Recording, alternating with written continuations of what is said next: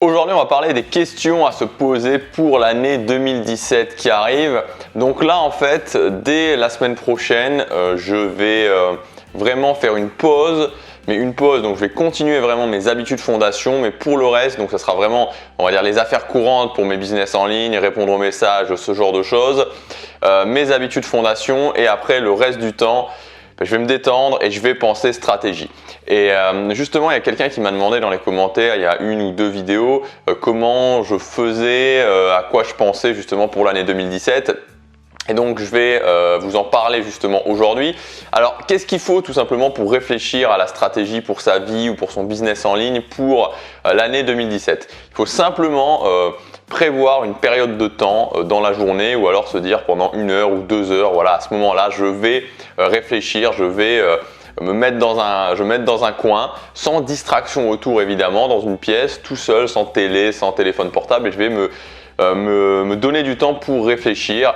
Et après, il faut évidemment les deux outils indispensables, le carnet et le stylo. Alors, je voudrais vous partager quelques questions que je me pose. Alors, il n'y a pas que ça évidemment, mais je vous ai fait une liste de quelques questions et ça pourra peut-être vous aider, peut-être vous diriger justement vers, pour orienter votre pensée, orienter votre réflexion. La première question évidemment, c'est mes objectifs de 2016. C'est-à-dire, quels étaient mes objectifs pour l'année 2016 et finalement à la fin de cette année, où est-ce que j'en suis? C'est-à-dire, est-ce que je suis à 10%, 20% d'objectifs accomplis? C'est-à-dire, je suis plutôt loin de ce que je voulais, de comment j'imaginais la fin de l'année 2016, ou est-ce qu'au contraire, j'en suis à 70, 80, 90, 95, peut-être 100%, et que finalement, je suis plutôt prêt, je suis assez proche de ce que je voulais, de la façon dont j'imaginais début 2016, comment serait la fin de l'année 2017.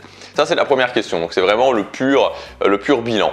Ensuite, la deuxième question à se poser, ça va être de se dire, ok, donc peu importe finalement si j'ai réussi à 10% ou si j'ai réussi à 90%, qu'est-ce qui a fonctionné? Quelles sont les choses qui ont fonctionné, qui ont fait que j'ai pu réussir des objectifs ou que j'ai pu avancer plus vite? On va essayer d'isoler les choses qui ont permis de réussir et aussi qu'est-ce qui a fait que j'ai échoué, qu'est-ce qui a fait qu'à ce moment-là, cet objectif, j'ai pas pu le faire, je l'ai pas réussi. Et donc, on va essayer aussi de se poser la question, quelles sont les raisons finalement de la non-réussite, de l'échec? Et ça permet justement après de pouvoir en tirer les leçons pour l'année suivante. Troisième question, c'est de faire un petit peu un bilan de sa journée et se dire, ok, dans ma journée, quelles sont les activités de haute valeur que je fais? Quelles sont les activités de basse valeur que je fais? Donc j'en ai parlé dans la vidéo d'hier et puis j'en avais déjà parlé. Donc les activités de haute valeur, typiquement, c'est les activités qui vont vous amener à votre objectif, c'est-à-dire que si vous les faites, les faire, vous avancez vers votre objectif, donc vers ce qui est important pour vous. Les activités de basse valeur, c'est des activités où vous pouvez les faire autant que vous voulez, ça ne vous avancera à rien. Donc de regarder, de faire un petit peu le bilan de votre journée, ça vous permet aussi de travailler sur votre journée parce qu'idéalement, encore une fois, une journée qui est productive, une journée qui va vous emmener vers vos objectifs, c'est des journées qui se ressemblent un peu d'un jour à l'autre. Donc vous pouvez comme ça un petit peu travailler sur votre journée, de vous dire ok, à quel moment je fais des activités de haute valeur? Est-ce que je pourrais pas arranger le moment où je les fais, en faire plus, le faire plus efficacement? Les activités de basse valeur, est-ce que je pourrais pas les regrouper? Est-ce que je pourrais pas diminuer? Est-ce que je pourrais pas automatiser? Est-ce que je pourrais pas déléguer? Vraiment de vous poser la question sur votre journée. Quatrième question essentielle et qui est une question à se poser quasiment à chaque fois ou chaque jour où vous allez réfléchir, c'est je suis à la fin de l'année 2017, où est-ce que j'en suis? Comment j'imagine ma fin d'année 2017? Vraiment une année 2017 géniale où j'ai atteint vraiment ce que je voulais.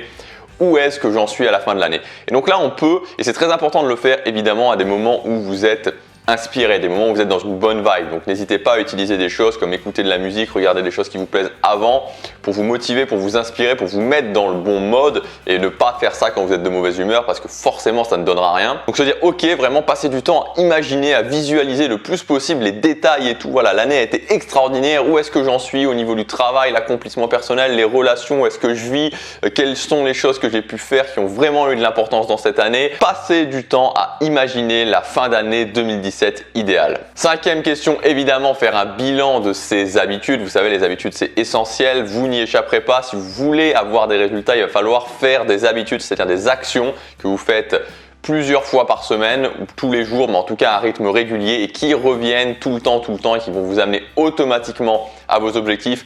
Si vous voulez avoir un corps en forme, il faudra faire du sport. Si vous voulez réussir votre business en ligne, il faudra passer par la case de faire des articles ou de faire des vidéos régulièrement. Si vous voulez améliorer votre santé, il faudra passer par la case de manger mieux et donc de le faire de façon habituelle. Les exemples, c'est pas ça qui manque, il y en a des dizaines et des dizaines. Vous devez absolument mettre en place des habitudes et à la fin de l'année, ou même plusieurs fois dans l'année, mais à la fin de l'année surtout, c'est bien de gérer ses habitudes parce qu'encore une fois, une habitude c'est bien, mais il faut que ça reste productif, il faut que ça reste connecté à des objectifs importants. Il ne faut pas laisser dériver les habitudes finalement et qu'au bout d'un moment vous fassiez les habitudes mais qu'elles soient plus vraiment productives ou que vous ne sachiez même plus pourquoi vous les faites au final.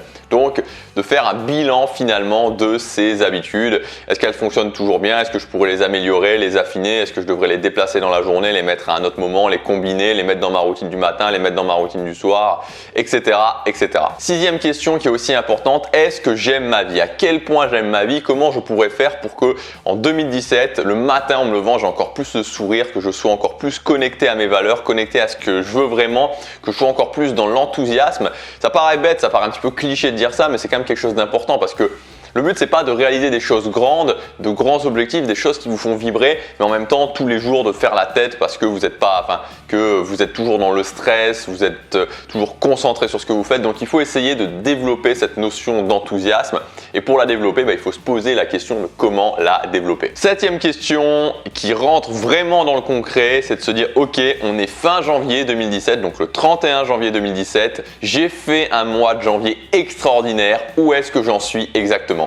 Et là, de faire la même chose qu'on a fait pour la fin de l'année 2017, mais le faire pour le mois de janvier, de se dire ok, donc, et là on est vraiment plus dans le concret parce que c'est que 31 jours, parce que c'est bientôt, et de se dire ok, comment je fais en sorte que le mois de janvier soit hallucinant et qu'à la fin du mois de janvier, je me dise ok, j'ai fait un mois de janvier extraordinaire, je sais que cette année 2017 va vraiment être énorme. Huitième question, c'est de faire exactement la même chose que je viens de vous dire, mais pour le mois de mars, donc pour les 3 premiers mois. Ok, je suis à la fin du mois de mars, comment je fais en sorte que ce premier trimestre 2017 ait été hallucinant. Voilà quelques questions, voilà quelques pistes de réflexion. Donc évidemment, n'hésitez pas à laisser vagabonder votre esprit, aussi à vous poser d'autres questions. Là, l'idée c'était de vous donner des exemples de moi, des types de questions que je me pose. Je passe pas mal de temps justement sur ces questions, notamment de gestion des habitudes, de gestion de ma journée, d'imaginer l'année 2017, comment elle serait l'année 2017 idéale, et surtout de me laisser le temps de vraiment être inspiré, parce que pour s'imaginer une belle année 2017, et c'est toujours pareil, même quand vous pensez à vos grandes visions, il faut le faire dans des moments où on est inspiré, il faut y revenir régulièrement, le faire, et au fur et à mesure on affine les détails, on se sent de plus en plus inspiré, on se sent de plus en plus connecté à ses rêves. Passez vraiment du temps sur ces 15 derniers jours de 2017 à imaginer, à designer votre année 2017 parfaite.